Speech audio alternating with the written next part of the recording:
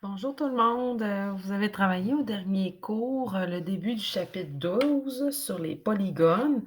Vous avez donc pu voir les différents noms de polygones à la page 2, ainsi que la formule pour calculer l'aire des polygones. Côté, le côté qui est ici, si je prends mon petit crayon, côté fois l'apothème, donc c'est perpendiculaire à un côté qui se rend au centre du polygone et multiplié par le nombre de côtés divisé par 2. Donc, c'est la formule CAN sur 2 que tu as vue. Au prochain cours, on va ajouter, des, valeurs manquantes là-dedans. Donc ici, tu connaissais toutes les mesures, le côté, l'apothème, le nombre de côtés. Mais c'est ça, au prochain cours, il y aura donc une valeur manquante, ce qui implique qu'il faut se souvenir comment résoudre, comment trouver un inconnu, comment coincer, notre fameux X. Pour ce faire, on va donc, arrêter un petit peu de parler des polygones et on va se rendre finalement presque à la fin de notre panorama 12 pour, se rappeler, comment pouvons-nous résoudre? Donc, c'est à la page 35.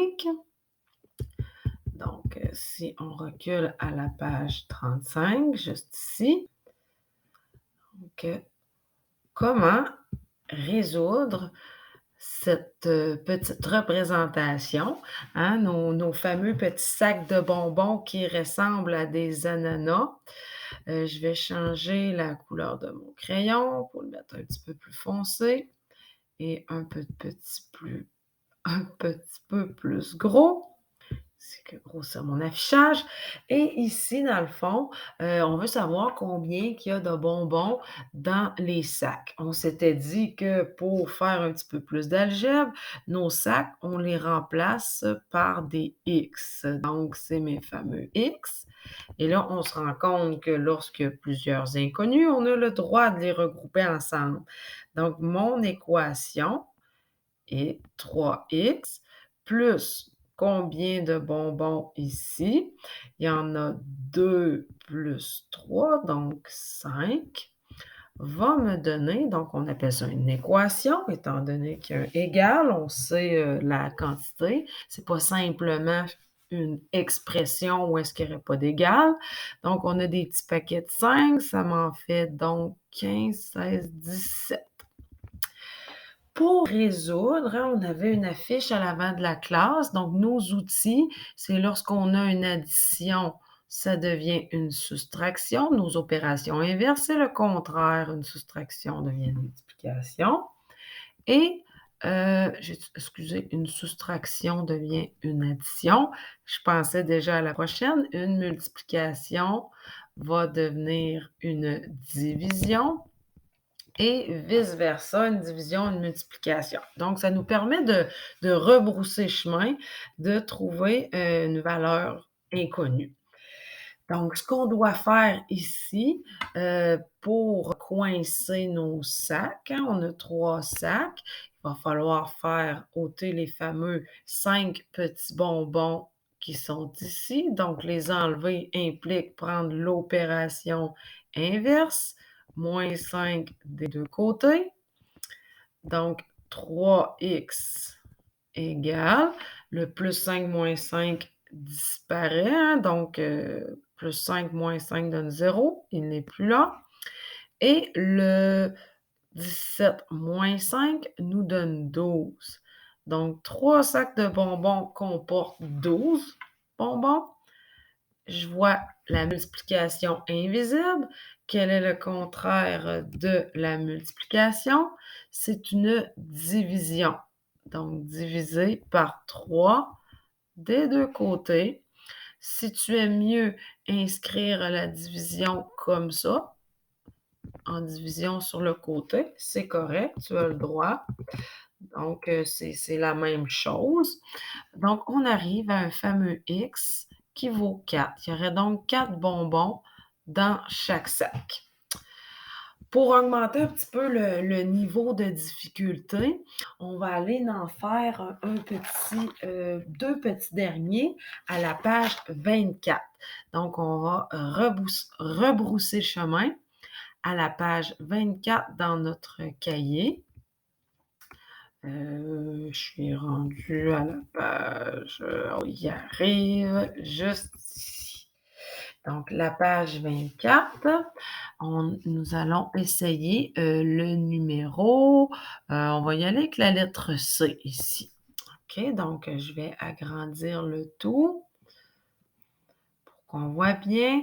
La qualité est assez médiocre de mon scan. Ça donne pas la plus belle des présentations, mais on comprend. Donc page 24 en ce moment. Ici, ce qu'on se rend compte, c'est n est mon inconnu. Donc, qu'est-ce qui se cache sur le n divisé par 4 plus 3 qui va me donner moins 5? Donc, on peut encadrer là, notre n. Donc, ça va être à la fin qu'on va s'occuper de cette section-ci. Ce qui est le plus proche du n, on n'y touche pas tout de suite. Donc, on va y aller avec nos opérations inverses. Le plus 3, l'opération inverse étant un moins 3. OK, donc je vais faire moins 3 des deux côtés. On se souvient du concept de la balance. Où est-ce qu'on doit faire nos... Hey, mon 3 ne veut pas écrire. Où est-ce qu'on doit faire la même chose des deux côtés. Donc, il me reste ici n sur 4. Admettons que mon n était encore un fameux sac de bonbons, bien, j'aurais seulement le quart de mon sac de bonbons. Plus 3 moins 3, 0, il n'est plus là. Moins 5, j'ai une dette de moins 5, j'ajoute aussi une dette de 3. Fais attention, ça donne vraiment moins 8. Donc, un négatif, une dette que j'ajoute une autre dette, demeure négative. Maintenant, quel chiffre divisé par 4 me donne moins 8? On voit là que automatiquement, mon n, OK, va être une valeur assez grosse, hein, divisée par 4, qui donne moins 8. Pour trouver cela, on peut peut-être même bien le voir comme un produit croisé. Hein, on a vu ça dans nos proportions. Donc, on a le droit de multiplier en croisé. Hein, une division peut devenir une multiplication de l'autre côté. Donc, en faisant notre fois 4. Il me reste donc le fameux n égale moins 32. Ah, je ne peux pas écrire à côté du document. Excusez-moi, je vais prendre la petite efface. Donc, mon n va être égal à moins 32. Bon, moins 32.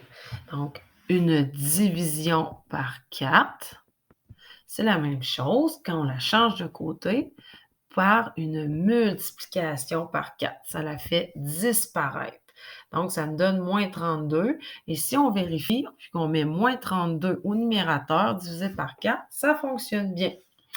Je vais donc terminer avec un dernier petit exemple qui est le numéro M, qui est plus bas. Oh, oh, oh, ça a bougé trop vite mon affaire. On va remonter. Je suis un petit peu plus loin. Excusez, le numéro M n'est pas si loin que cela. Je vais tasser. On y approche.